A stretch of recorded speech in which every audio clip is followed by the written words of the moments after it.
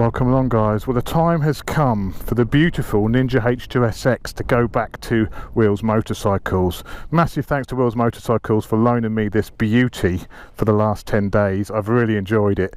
But in this video, we're going to go through the things I like about the bike, the things I think could be improved about the bike, and there's a few things I think could be improved. But if you're interested in one of these bikes, if you're interested in and see what all this supercharger business is all about, then stick around, because we're going to jump on and take this bike out for one last ride, and I'll let you know my final thoughts. What's it been like to live with? Roll the intro.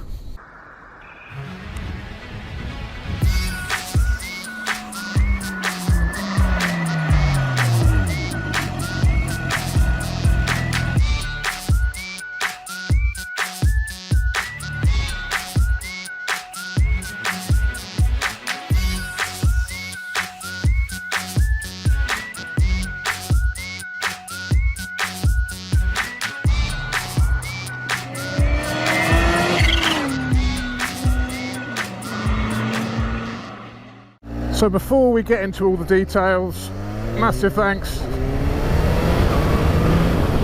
to Wheels Motorcycles for loaning me this for the last 10 days.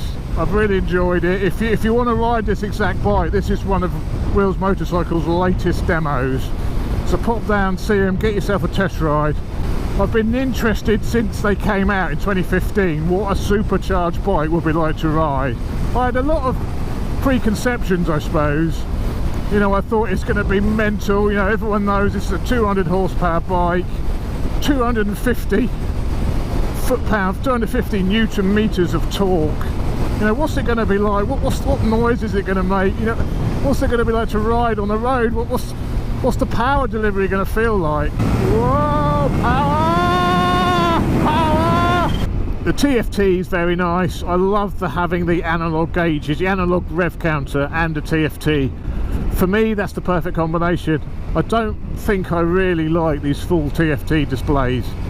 I'm not 100% sold on it. I love having an analog rev counter. Perhaps I'm just old school, but you can't beat seeing that needle flying. You can just see it. You can see it out your corner of your eye easier as well. I'm sure you can. So I really like the clocks. The clocks are nice, but I think they could be laid out a little bit better. There's a lot of information on there. You've got a boost gauge, which I love. You've also got boost temperature, or you could have engine temperature by going through the different modes. You've got a max lean angle and a live lean angle sensor, but it actually tells you what your max lean angle has been. The only thing I can't seem to find on the clocks is you've got a fuel gauge, but you don't have any miles per gallon information whatsoever. Kawasaki do an app to get all that other information called the Rideology app, which integrates with the bike via Bluetooth. You can then see information like your miles per gallon. You can also have a map, you know, a GPS location. You can also set the bike up from the app as well. You can change the mode you want on it. You can change, you know, your electronic suspension. You can dial in extra preload into it. So there's quite a lot of things you can do with the app, which is quite nice.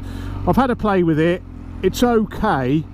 It's not a must-have though. It's not something you think I must switch that on before this ride. You can live without it. I think it could be a little bit gimmicky, and it could be they're going to add some additional functionality to it, which could make it more of a must-have. But it's quite nice to have it. The bike has a USB port on it, so you can connect the USB to your phone and leave that running all the time. Something like the Ultimate Add-ons mount. Out of the way, Mr. Caravan. And you can have all that information right there, so it's quite nice. You know, that'll give you like your miles till empty and that sort of info, but you can't seem to find that information on the clocks themselves, which is a bit of a shame. Being TFT, you'd think you have the option to cycle through and unlock whatever you wanted. Another thing which is amazing, and that's just reminded me, is the brakes. The brakes are absolutely incredible.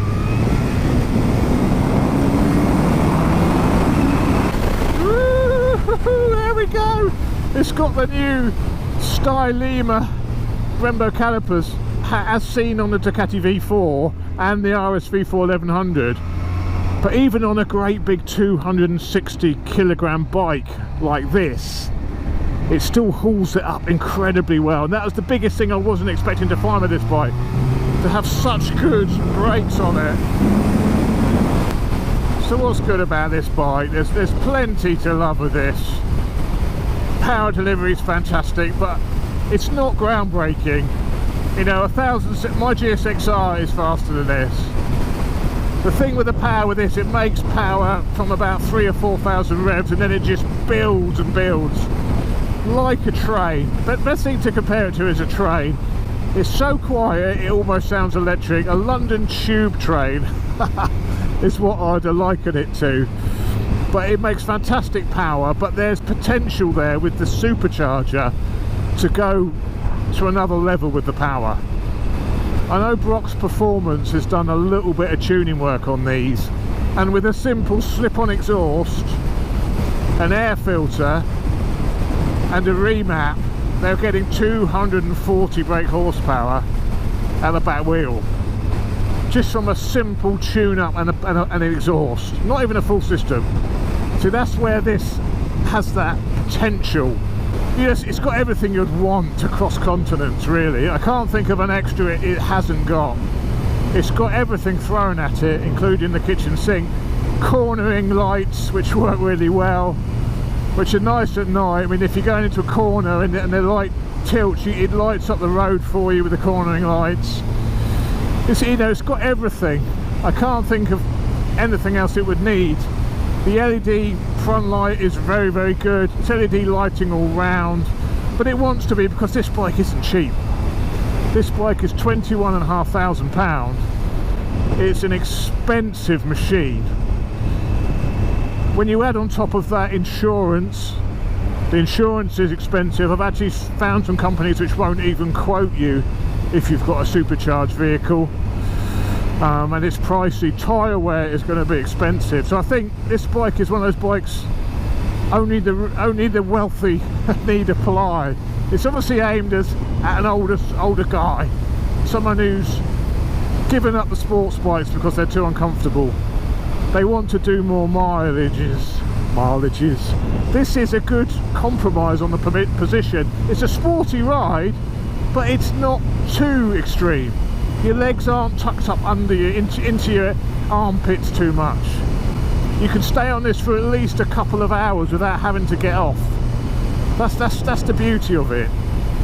It can do those back roads. It can give you that performance, but you can also just sit on the motorway and do mile after mile if that's what you want to do.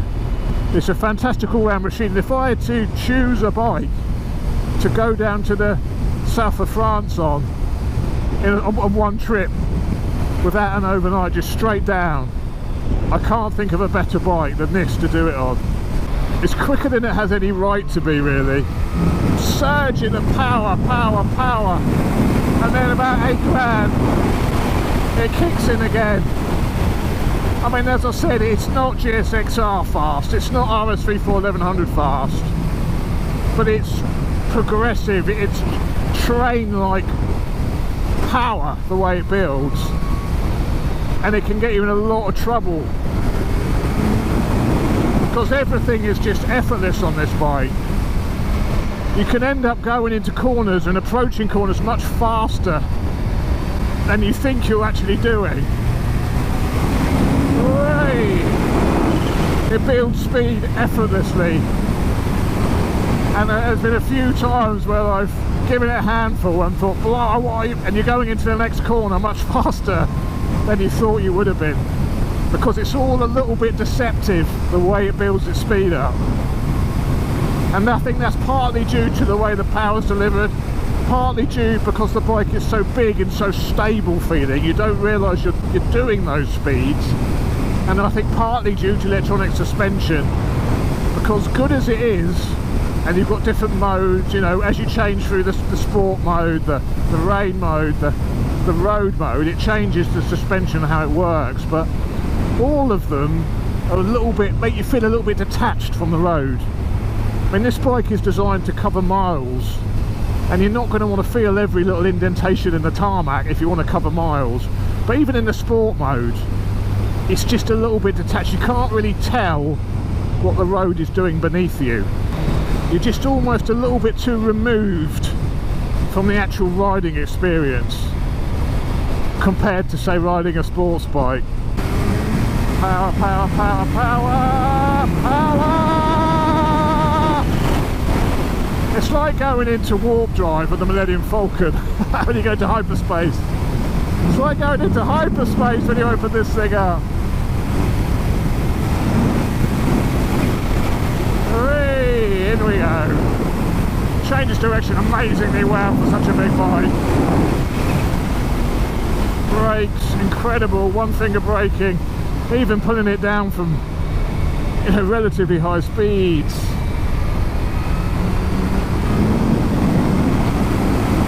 All the traction control, all of that, those systems keeping the bike in check, even though it almost does it invisibly. You don't really feel it doing anything. Wow! Hyperdrive! I guess the point is, this bike can do this sort of stuff. There'd be a lot of big tourers like this where it would be out of the question. You wouldn't even try and throw it down a twisty country lane. This bike can do it. That's the difference. It may not give as much, it may not be as rewarding as a sports bike to do it on, but it can do it, and that in itself is impressive. Okay, so what else do I love about it? The power, the brakes. I also love the fact that it is supercharged. I love the fact that it's got that potential to be taken quite easily to be a 240 horsepower bike. That's incredible. I love the noises you get from the supercharge as well. That little noise from the blow-off valve, which you probably can't hear, but you can hear it on my flyby. I love that noise. It's worth buying the H2 just for that noise. I think supercharging is a fantastic way of extracting that extra power from the bike, and I really do hope, as part of this whole supercharged experiment which that Kawasaki have done, that filters down to the smaller bikes. Because imagine the ZX6R with a supercharger, it will be putting out 1000cc superbike performance, but from a 600cc package, and the weight of a 600cc bike. I think there's potential there for something truly incredible. You'd imagine with all that performance, your fuel consumption is going to be pretty terrible. Well, I've been surprised actually how good it is. I think for this year Kawasaki have made some changes to this, and to try and get better fuel mileages is one of the changes they've made. I went out down to Weymouth with my buddy Andy on he's got an S1000 single R, and this was using, in between fill-ups where we both had exactly full tank, we stopped at the next petrol station, and this used £10.50 and his bike was like £10.10, so it was only slightly more thirsty than his S1000 single R. So I was quite surprised at that, because I was really expecting this to drink heavily, and that's with a lot of right wrist as well. That's not just cruising, that was with a lot of throttle. So surprisingly good on fuel economy. From the app I think it said I was getting about 36 miles per gallon, which is about, I think this is actually better on petrol than my GSX-R. You know, that is quite impressive for a 1000cc supercharged engine. Super easy to fill as well. You just put it in full power. There's no feeding it in gently. It'll just take the full power, the full squirt, no mucking. There you go guys, thanks for watching, thanks for sticking around and watching this review. It wouldn't be possible without Wheels Motorcycles, so I have to say a massive thank you to Wheels Motorcycles. If you're looking for a bike, give Wheels a ring, have a look at their website. I'll put a link on the screen. They're a Suzuki dealer, obviously a Kawasaki dealer, Aprilia, Mutt Motorcycles, and many others I can't even remember. Multi-franchise. So if you're looking for a bike, have a look at their site, do you a great deal, tell them Chops sent you, and you may even get a bit more money off. There we go guys, thanks so much for watching. If you want to ride this exact bike, give Wheels a call, because this is their demo. This will be back with them now. So if you want to ride a H2, give them a call. Get your ass on this. Let me know what you think if you do ride it, because I'm always interested to know. This is power level 1, which is full power.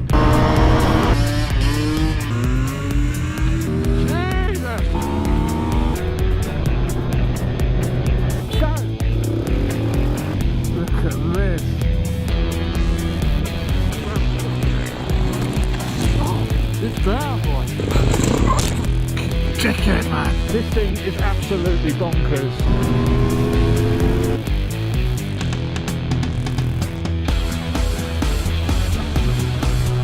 It's also pretty quick.